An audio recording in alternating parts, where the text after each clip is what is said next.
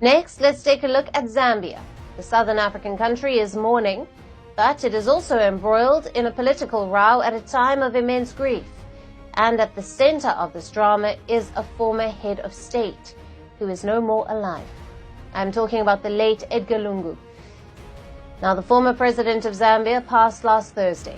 He was an influential leader, had a terrific reach among the masses, even though he was barred from running in the upcoming elections. Edgar Lungu led the country from 2015 to 2021, and his death really hit the nation close to home. There's a state funeral in place, radio stations switched to gospel music in his remembrance, the flags come down, so there's genuine sadness in the air. At times like these, you'd expect a country to stand united, but instead of that, the former president's funeral plans have turned into a political tug-of-war. And who's involved in this power struggle? His family, the current state government, and Edgar Lungu's political party, which is called the Patriotic Front, or the PF. And the result of this episode? Confusion, chaos, and a country unsure of how to say goodbye to someone who led it for 7 years. So what should have been a solemn national moment is now marred by political infighting. Let me explain what's happening here. On one side is the ruling government.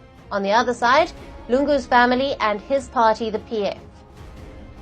All of them have conflicting ideas on how to honor him. First, there's a row with the state funeral.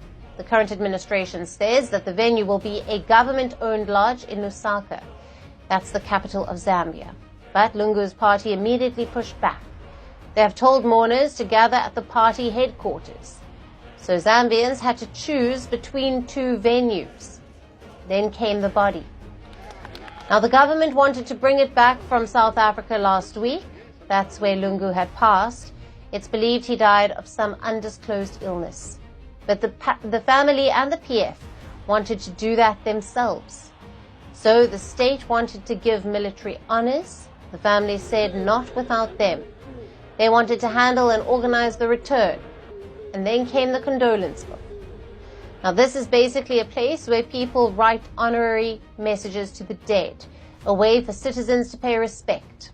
The Zambian government set up an official one at the lodge, but the PF rejected that.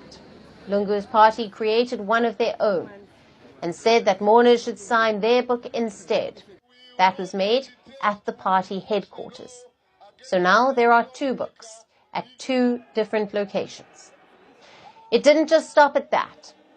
The Zambian government declared a 7-day mourning starting last Saturday, but the PF had announced their own days earlier. So even the timeline for grieving has a point of contention.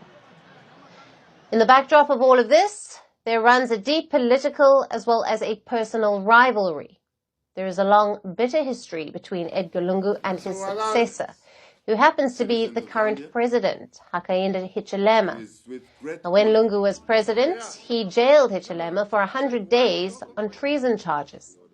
Now, 4 years later, losing power to him, Lungu's family said that the current government played a role in his death.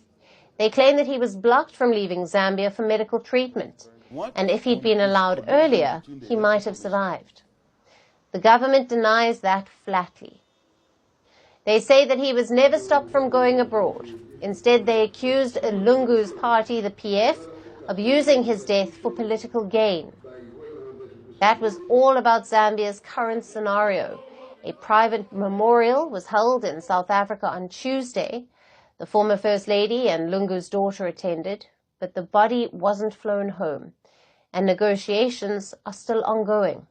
But for now, the nation waits. It is watching a power struggle unfold over a former leader's farewell. The question remains, who decides how Edgar Lungu is laid to rest? First Post now available in 9 languages on YouTube. English, $36 trillion. French, Le FMI, comme German, Geschäftsführenden Direktor, Hindi, $30 trillion kakarjo. Indonesian, Pemerintah tanpa pemeriksaan. Italian, Kali radikali. Japanese, 4 兆ドル以上も Portuguese, por causa do próprio balanço patrimonial. Spanish. Beautiful bill. Go to Settings, click on Audio Track and select a language of your choice. Be the first to know what's happening around you in your first language. First post.